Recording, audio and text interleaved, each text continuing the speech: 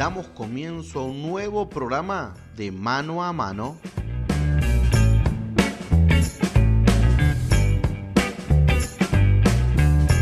Mi nombre es David Pérez y estaremos acompañándote en una nueva entrevista.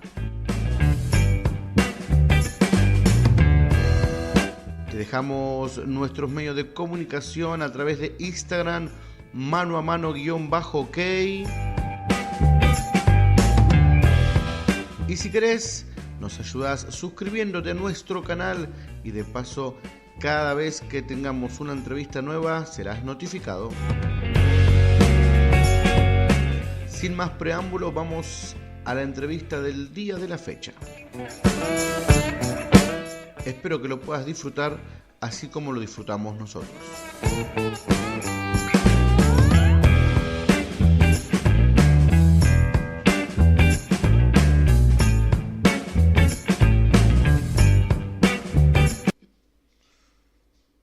Seguimos en Mano a Mano hoy, como les habíamos dicho al principio, está con nosotros el señor Simón Melendres. ¿Cómo anda, hermano? Dios le bendiga. Muy buenas tardes, David. Es un enorme placer poder estar en tu programa. No, por favor, el placer es para nosotros y como dice alguien por ahí, el público se renueva, así que nos gustaría ¿qué le parece si nos cuenta un poquito de quién es Simón Melendres? Soy de Salta, puntualmente de la ciudad de Tartagal. Increíblemente eché raíces acá en la ciudad de Córdoba. Uy, qué Estoy lindo. afincado acá con mi esposa y mis 5 hijos.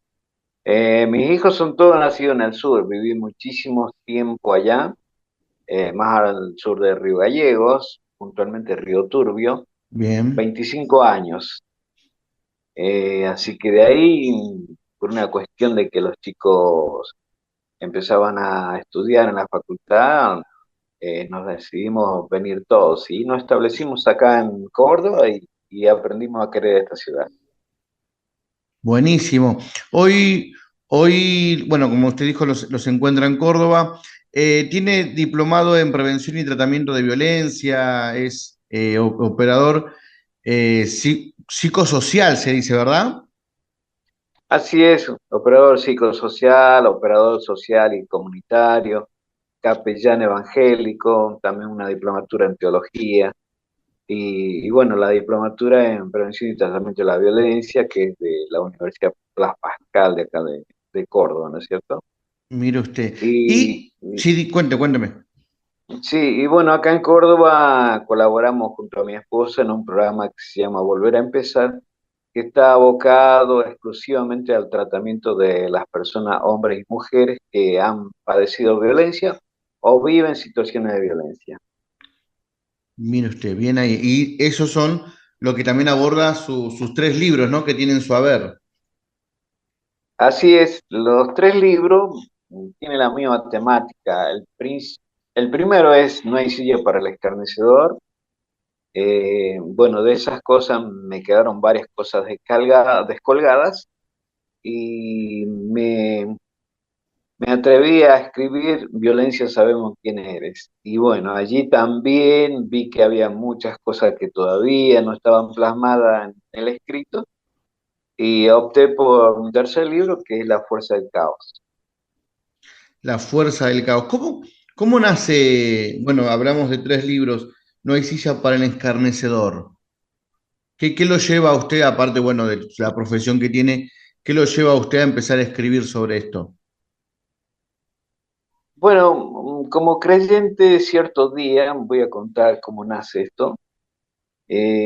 Con mi esposa dábamos escuela para padre o curso para padre y bueno, todas las veces compartíamos una reflexión y creo que Dios puso un texto bíblico que está en un proverbio, eh, 22:10, donde dice, echa fuera al escarnecedor, saldrá la contienda y cesará el pleito y la fe.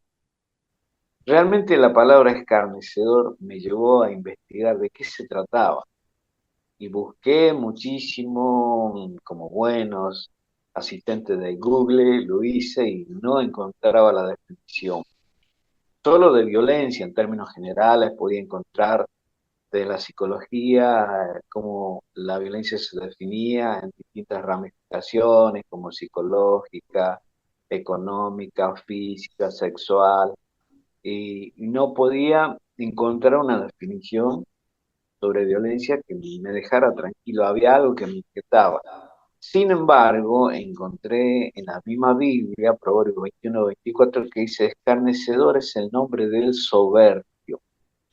Eso realmente me abrió un panorama, un terreno de investigación y empecé a corroborar con situaciones que se daban en la realidad, hechos de violencia, algunos femicidios donde pude ver todo lo que eso contenía y me pude quedar tranquilo en qué sentido, en haber descubierto que el patrón de conducta de toda persona, sea hombre o mujer con actitudes violentas, es la soberbia. A partir de ahí empecé a elaborar este libro, No hay silla para el escarnecedor, sobre todo cuando veo en un salmo, que es Salmo 1.3, donde dice que el que no se ha sentado en silla de escarnecedores, donde hay un ideal de Dios sobre la persona cuando está bien firme, que dice que será como árbol plantado junto a corrientes de agua, que da su fruto a su tiempo y todo lo que hace prosperará. Pero todo eso no sucede mientras haya escarnio, o sea, mientras haya violencia. Entonces, eso me hizo realmente eh, indagar más sobre lo que significaba el escarnio y entonces vuelvo a corroborar en la Biblia y veo en el Evangelio de Lucas donde dice el escarnio de Cristo. Entonces, observo que todo el peregrinaje de Jesús, desde que fue aprendido hasta su muerte, sufre una serie de situaciones que contienen burla, provocación, golpes, bofetadas, todo tipo de agravio. Y eso lo llevo a corroborar con una situación vivida por alguien que ha sufrido violencia al punto de estar al borde de la muerte.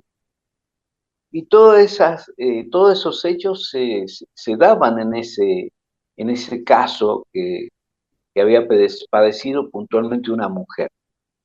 Entonces, allí pude realmente corroborar cuánta relación había. Y eso hizo que yo desarrollara ese libro, ¿no? Que tiene más contenido, por supuesto, pero en síntesis es lo que ha significado que yo escribiera No hay silla para el escarnecedor. Fantástico, dijo una palabra que es donde comienza, ¿no? Creo que si no malinterpreté, sobre la soberbia. En un corazón soberbio, una persona que no quiere recibir consejo o que quiere tener razón en todo, de ahí nace una persona violenta. Exactamente. La violencia es el resultado, es el efecto, es la causa. Es el punto final, digamos, es... Exactamente, pero detrás de eso hay algo que lo impulsa Ujú. y es algo espiritual, porque acá sí es donde nosotros como conocedores de la Biblia, como lectores de la Biblia, es donde se aplica a Efesios 6:12 que dice que nuestra lucha no es contra sangre y carne. Exactamente. Bueno, esta es la evidencia de que hay algo sobrenatural que hace que la persona tenga este tipo de actitudes. Por supuesto, también es generacional. Hay varias causales que lo provocan, pero también es generacional. Entonces, vuelvo a repetir, la violencia es el resultado, es la acción, pero hay algo que lo impulsa que es espiritual. ¿Y cómo podemos, bueno, detectar, ya más o menos tiró un tips de cómo detectar a una persona que puede llegar a terminar siendo violenta a la larga, ¿no? Porque quizás no aparece al principio, pero sí quizás en el transcurso del tiempo se puede volver, o ya violento ya es de una, demuestra la persona que es violenta. Cuando hablamos de Eh, golpes, ¿no?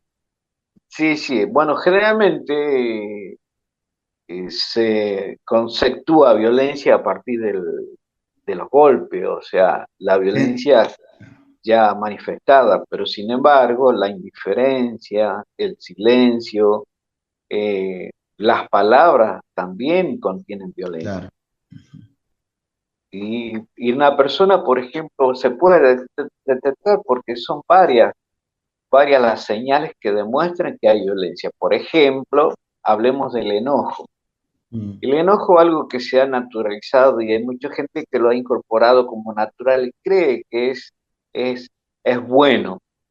Y el consejo es bueno, si estás enojado, grita, salí al patio, pegas algo, rompes algo, pero sin embargo, más allá de que somos humanos y es una reacción que se puede producir en cualquiera nos podemos enojar, pero el punto delicado es cuando hacemos del enojo un hábito, porque eso se va a incrementar hasta producirse la ira o la furia, en último de los casos.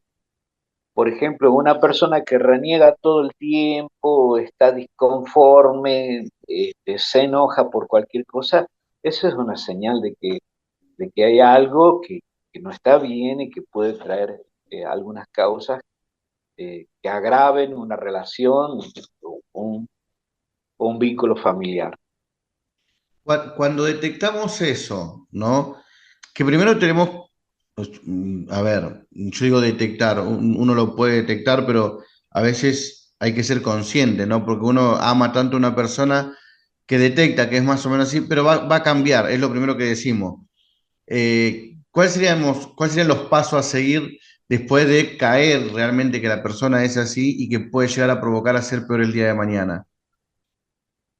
Lo importante es que la persona eh, acepte de que tiene um, problemas en su carácter en ese sentido y que necesita ayuda.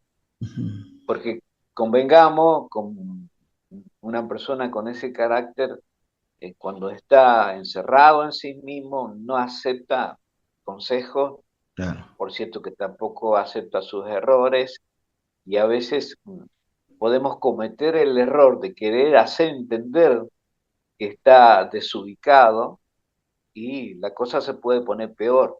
Tal vez hasta nos podemos eh, encontrar con un nuevo enemigo por insistir en tanto que cambie. Claro. Y la persona, si no está dispuesta a hacer esos cambios, no se va a lograr, porque ya digo, la conducta bajo la soberbia es algo muy fuerte y eso creo que cada vez lo vemos, ¿no? La realidad nos Mm. muestra eso. ¿Y qué de la otra parte? Cuando que sufrió o dice, "Mm, esto va por mal camino". ¿Qué consejo le daría a esa mujer o a ese hombre que sabe que se está metiendo en un lugar que es probable que termine mal? Porque sabe que la persona es contestona, te humilla a veces con las palabras, porque como dijo usted, no solamente hay violencia en el golpe, sino también en las palabras, ¿no? Lo que son varias las señales que pueden dar a entender que algo está sucediendo. Un ejemplo es como el control del celular, una, una cosa tan, tan práctica, pero también es una señal. Y, y puntualmente en el hogar, cuando se trata de la mujer, cuando están ocurriendo lo que acabas de mencionar, eh, lo importante es que la mujer o el hombre que empieza a detectar esas pequeñas anomalías esté advertido o advertida de que eso se puede agravar, porque, porque la persona que está en ese estado tiende a incrementar su maltrato. Y entonces la persona que está padeciendo eso sin duda, que no va a pasar por alto lo que está padeciendo, porque va a empezar a guardar rencor, bronca, eso va a hacer que se resienta, o sea, sus sentidos se van a resentir y posiblemente si no busca ayuda, se pueda deprimir, entristecer, amargar, o sea, cómo esta situación puede agravar. Y entonces es cuando empiezan las primeras señales de maltrato, es cuando debe buscar ayuda. ¿Le ha tocado charlar con pastores en donde ha habido violencia en la pareja? Sí, sí, sí, me ha tocado eh, escuchar a pastores, líderes, hombres y mujeres viviendo esa situación en la propia iglesia. Increíblemente, ya en estos tiempos no debemos sorprendernos. Y mira, hermano, te llevo a la práctica. Una persona soberbia tiene una conducta arrogante, se cree superior, tiene esa supremacía a querer exaltarse. Llega a la iglesia y en la iglesia se empieza a sentir bien porque ve que hay otra manera de vivir. Se involucra, empieza a ver que hay dentro de esa comunidad, puede aprender, puede inclusive escalar, lo hace silenciosamente porque considera que puede mejorar su inclusión en ese nuevo lugar. Y tal vez hace discipulado, hace liderazgo, tiene condiciones para poder manejar gente y tal vez eso le permite que ocupe un lugar de autoridad. Tal vez con la posibilidad de que ocupe plataforma. Mientras estaba en ese camino, ese espíritu de soberbia estaba aplacado, mientras no tomaba lugar de autoridad. Pero el día en que tomó lugar de autoridad es cuando otra vez toma posesión. Y aquí es donde viene la parte dolorosa, porque eh, se corre el riesgo de que estas personas hagan uso de la Biblia para pegar. Entonces es doblemente gravoso esta situación que ocurra dentro del pueblo cristiano. Hermano Simón, queríamos saber, bueno, si su esposa también lo acompaña en el ministerio. Sí, trabajamos los dos con mi señora, ella también en esta área y también en educación sexual sobre los infantiles, donde ve abusos y todo ese tipo de cosas. Uno de los tantos cambios que se produce en una persona que lamentablemente pasó por esta situación de abuso puede ser que sea la conducta. Totalmente, acá la que se ve afectada es la conducta de la persona, justamente porque no tiene un carácter formado y está dócil o vulnerable a cualquier incidencia extraña, ¿no es cierto? Simón, hay algo que siempre me pregunté o me pareció como un común denominador, ¿no? Cuando uno crece en un ambiente de violencia, un padre violento, un padre borracho, o que la madre sea así, puede ser que un hijo o una hija busque un compañero que sea parecido a lo que vivió y a lo que mamó todos esos años de niñez, o es simplemente una casualidad que, bueno, tuviste un padre alcohólico y te terminaste buscando un novio de esas mismas características, o hay algo relacionado en todo eso. No, no se dan casualidades, porque convengamos de que hay un mundo espiritual, sobrenatural, muy sólido, muy operativo, donde muchas veces nuestra vida natural hace que no percibamos. Pero eso es una realidad que no podemos evitar. Y justamente la violencia tiene ese trasfondo. Y una persona que ha padecido violencia, realmente tener que buscar a alguien que la maltrate desde la lógica no se entiende. Pero sí espiritualmente nosotros, como hijos de Dios, que percibimos las cosas espirituales, podemos ver que hay una búsqueda de aquello que Él lo identifica.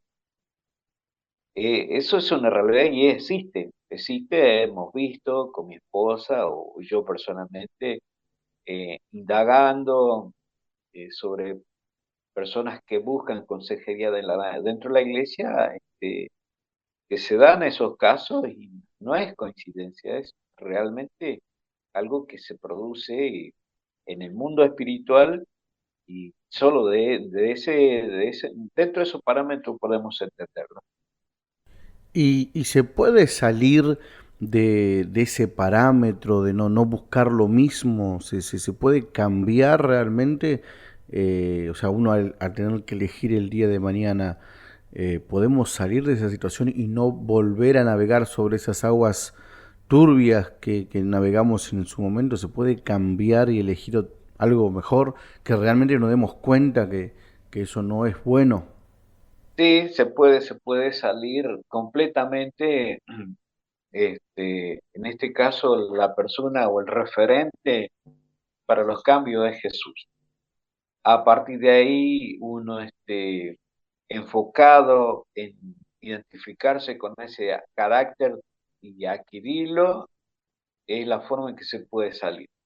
Eh, es todo un proceso, pero requiere tratamiento personal esto, requiere seguimiento, requiere consolidación, requiere mucho amor, pero es posible. Yo tengo muchos testimonios de gente que han venido con esas situaciones incorporadas en su ser, como en la violencia, todo lo resolvían a los golpes, sin embargo han logrado cambiar.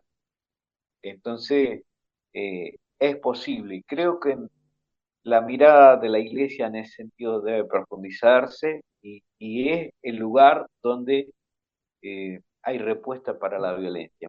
¿Por qué? Porque tiene un contenido espiritual enorme que solo en ese terreno se puede percibir y se puede operar. ¿Usted qué cree? ¿En la iglesia hemos tapado la violencia? Yo creo que sí,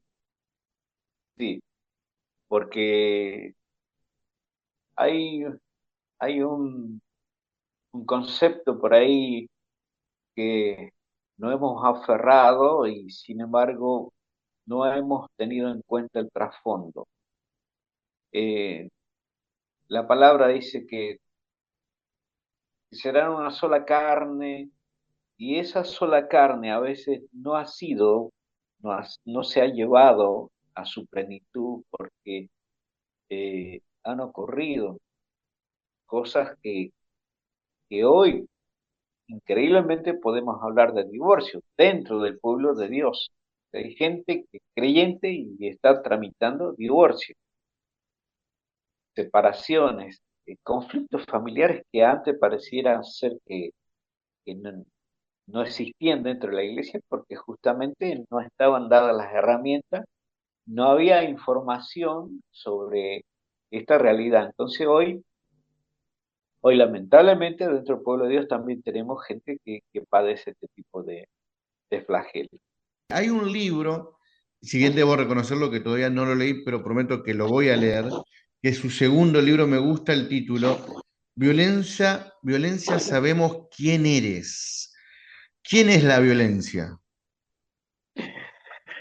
Esta es la incógnita revelada para el mundo, para el mundo.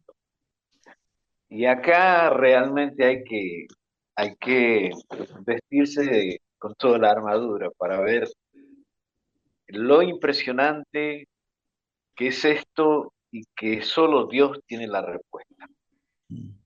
Te lo voy a definir en estos 5 minutos, hermano, Sí, para que entiendas cómo hay un trasfondo espiritual impresionante. Bueno, te había dicho que Proverbio 21-24 dice, escarnecedor es el nombre del soberbio.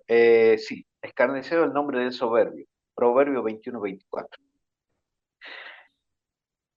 Si vemos Job 41-34 dice, es el rey sobre todos los soberbios. ¿Y sabes a quién se refiere allí?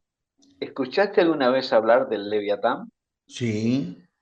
Bueno, el Leviatán es un monstruo que vive. Uno ha sido muerto y el otro vive. el otro vive. Ahí dice, es el rey sobre todos los soberbios en tiempo presente. No dice fue rey o será rey. No, dice es rey sobre todos los soberbios. El escarnecedor es un espíritu jerarquizado. Por eso dice, el echa fuera al escarnecedor, saldrá la contienda, dice Proverbio 22:10. Si vos echás el espíritu escarnecedor, la contienda no tiene quien lo mande, quien lo maneje, quien le dé instrucciones. Porque cuando hay un conflicto familiar, dentro de ese caos hay alguien que está dando órdenes, y este es el escarnecedor. La contienda es que produce toda la alteración, pleitos, riña, peleas, gritos, todo el desorden es la contienda. Pero si el escarnecedor, que es quien ejerce la autoridad, es echado de ese lugar, la contienda automáticamente se va y el pleito y la afrenta cesa. O sea, se para todo lo demás. Ahora bien, todo ese clima de desorden es manejado por este monstruo que se llama Leviatán y que vive en los océanos. Vive en los océanos. Y ese monstruo solo va a ser destruido por nuestro Dios, de acuerdo a lo que dice Isaías 27:1. Nadie Exactamente. más. Y tiene los hilos sobre todo el globo terráqueo en lo que es caos. Mira, hermano, el mes de marzo, TN, Noticias, publicó, búscalo si querés, publicó sobre que había noticias de que en el sur argentino había sido visto el Leviatán. Eso es real la información. Si que lo hayan visto o no lo hayan visto, no sé, pero la información existe. Y así hay reiteradas noticias de que lo han visto, pero en otros océanos. O sea, su eje de manejo en la Tierra es desde el mar. Tenés en cuenta que tenemos el 70% del De globo agua, terráqueo claro. de agua. Imagínate todo el poderío que tiene. Nosotros como cuerpo tenemos más del 70% de nuestro cuerpo agua. Agua. Cuando este espíritu está en la persona, imagínate el poderío que tiene. Por eso cuesta tanto que una persona violenta cambie. ¿Me entiendes? Sí, sí, sí. Re profundo. Esa es profundísimo y esto requiere de dedicación exclusiva. Esto no es para llaneros solitarios, esto necesita equipos de tarea, grupos de trabajo, pero es posible hacerlo porque todo cae bajo la soberanía de nuestro Señor. Ah, terrible, me mató con lo de Leviatán. Me hizo entrar a otro mundo, la verdad, porque no lo tenía mirado de esa manera. Bueno, ahora conociendo y sabiendo, sabemos a ver, al saber y al detectar, sabés cómo orar. Bueno, ahí tenés una clave, hermano David. En los encuentros, retiros espirituales, en las liberaciones, se echa fuera el espíritu de violencia. No hay espíritu de violencia, hermano querido. El espíritu es el escarnecedor. La violencia es un resultado, es la acción, es el efecto. ¿Me entiende? Por eso cuando hay liberación, ese espíritu que está posesionado en una persona no se da a conocer. ¿Puedes entender, hermano querido, querida audiencia, ante lo que estamos? ¿Cómo, cómo este caos cada vez se intensifica?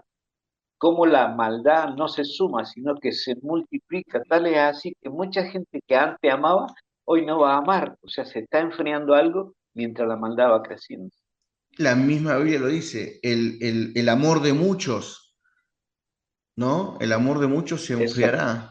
Sí, entonces, mira, hermano, en breve te sintetizo el contenido de 3 libros, pero esa es la realidad que hoy vive nuestro globo terráqueo. Tenemos violencia en todos lados, pero lo más gravoso es que ya se ha instalado en la familia. Gloria a Dios que que esto trae un poco de luz y el trabajo que vos estás haciendo, querido David, de difundir esto es impresionante, porque sé que alguien lo va a escuchar y alguien va a ser conmovido por esto, y eso es importante. Por supuesto que sí. Hermano Simón, ¿cómo lo encontramos? ¿Redes sociales? ¿Queremos sus libros? ¿Cómo lo podemos adquirir? Bueno, mis libros están saliendo a través de Libros con Vos y me pueden contactar a través de Instagram, Simón Meléndez como suena. Eh, Después en Yahoo, yo sigo utilizando el Yahoo con el Simón Simón. Eh, y bueno, esas son las líneas de contacto conmigo. Perfecto. Y bueno, con Silvia en Libro con Vos podemos adquirir sus libros. Así es, ella es la que tiene ahí los libros, así que les he dejado, así que creo que van a poder obtenerlo.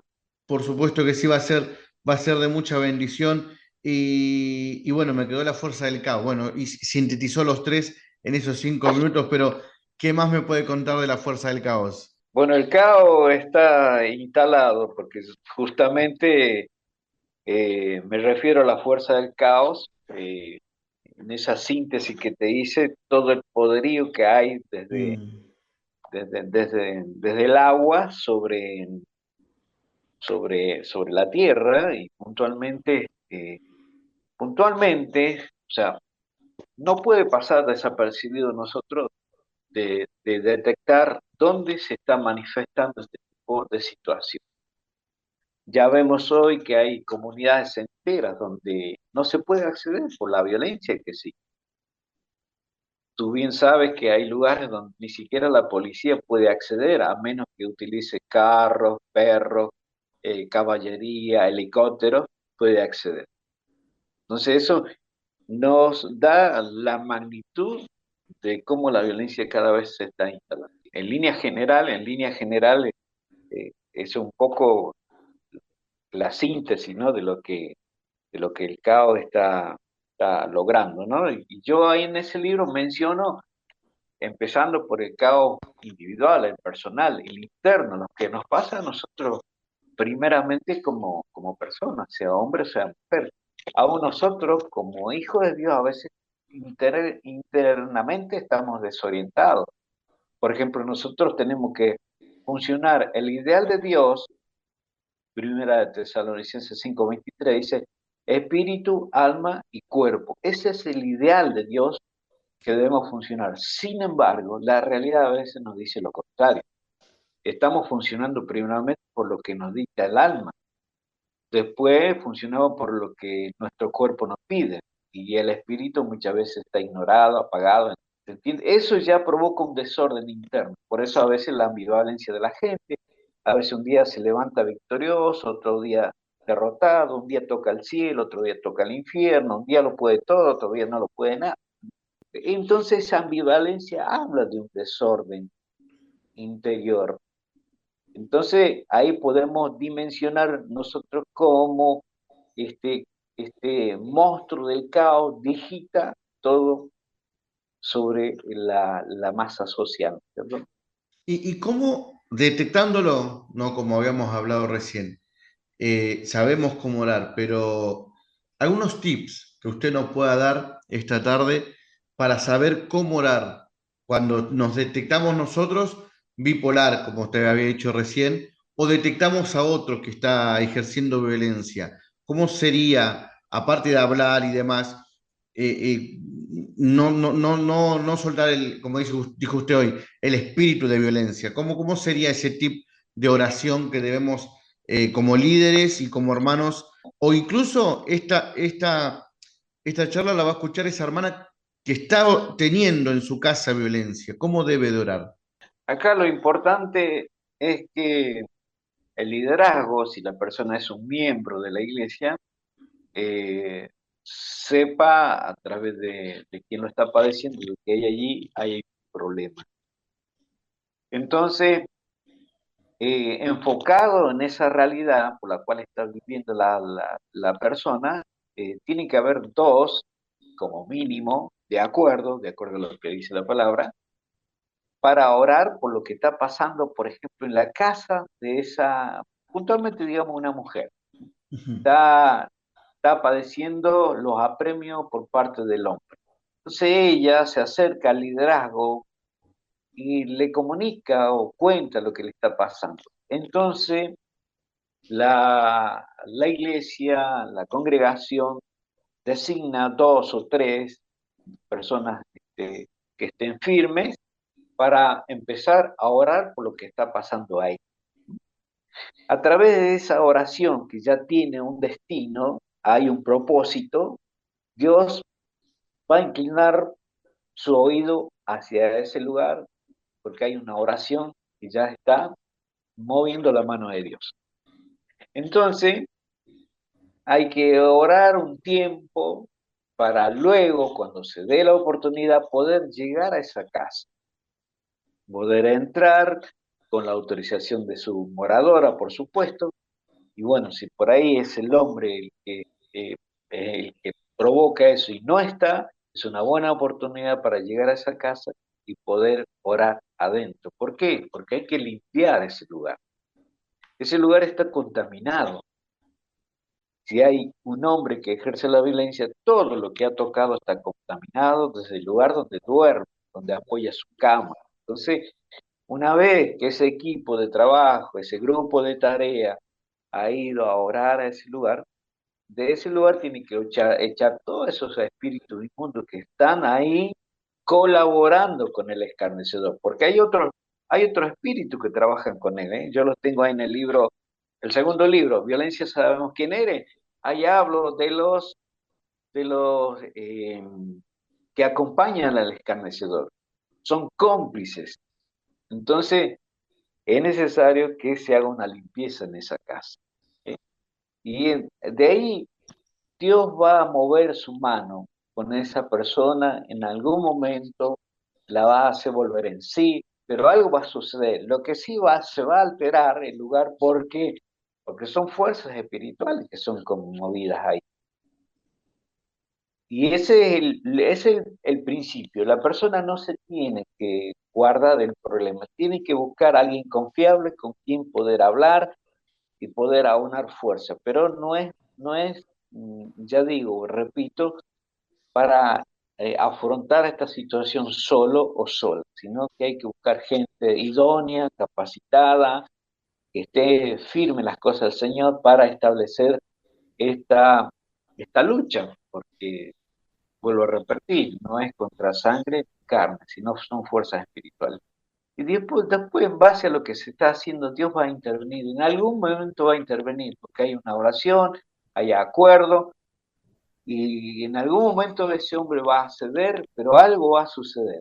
En el caso, en algunos casos que nosotros hemos procedido acá, se ha visto que el hombre se ha despojado de sí cierto día, aceptó que pudiéramos hablar con él y poder hacerle ver cuál es la realidad de lo que estaba pasando, que estaba padeciendo su esposa y sus hijos, que ya tenían problemas de conducta en la escuela, que empezaba a escuchar más la calle que la casa, en fin, eso daba pie a que el hombre pudiera escuchar y volver en sí y aceptar su realidad y aceptar un cambio. Es una síntesis de lo que se tiene que hacer, pero más o menos creo que se puede entender. Lo bueno de todo esto es que si accionamos, porque no solamente es dejar las cosas en la mano de Dios, ¿no? Es accionar, las personas pueden ser restauradas y reinar la felicidad y el amor, que es lo que Dios quiere. En realidad, Dios puso el matrimonio para que dos personas realmente sean felices y no estén pasando por estas cosas que el enemigo, bueno, y mete, ¿no? Como dicen, mete en la cola en donde no debe. Además, repito, estas situaciones que se dan no tienen que ser tratadas aisladamente o dentro del combo de necesidades, sino que esto requiere dedicación exclusiva. Por eso la necesidad de armar grupos de trabajo que se aboquen exclusivamente a esto y no estén aferrados a otra tarea. ¿Por qué? Porque necesitan orar por sí mismos, por su familia, y es un tiempo de operatividad que requiere estar fiel a al, al compromiso, ¿no? Que se tenga con quien está padeciendo eso, Ah, porque la persona que está padeciendo necesita contención constantemente, claro. porque está siendo afectada en su alma, o sea, el área emocional seguramente está siendo vapuleada, está muy epidérmica, todo le afecta ya, y aún la presencia de la persona que la violenta ya este, la está afectando. Entonces necesita este tipo de cosas, dedicación exclusiva. Gracias, David, también por cederme este espacio y para un tema muy, muy interesante y a veces evadido, pero creo que Dios está moviendo las cosas a su tiempo. Muchísimas gracias, hermano Simón, de verdad, por este tiempo. Dios lo bendiga y nos veremos pronto, si Dios quiere. Gracias, David, un saludo para ti y para todo, David.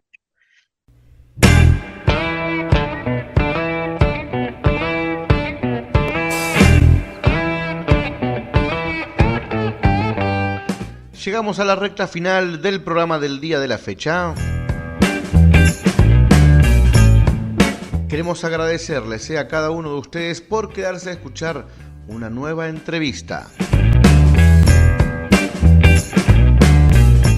Antes de irnos, les dejamos nuestras vías de comunicación a través de Instagram, mano a mano _ok.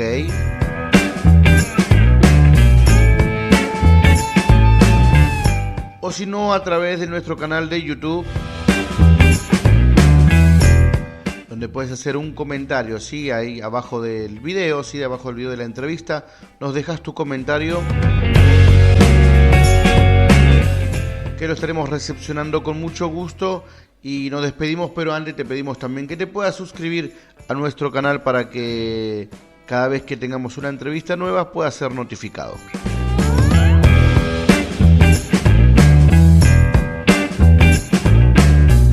Mi nombre es David Pérez y nos vemos en la próxima entrevista. Muchas gracias.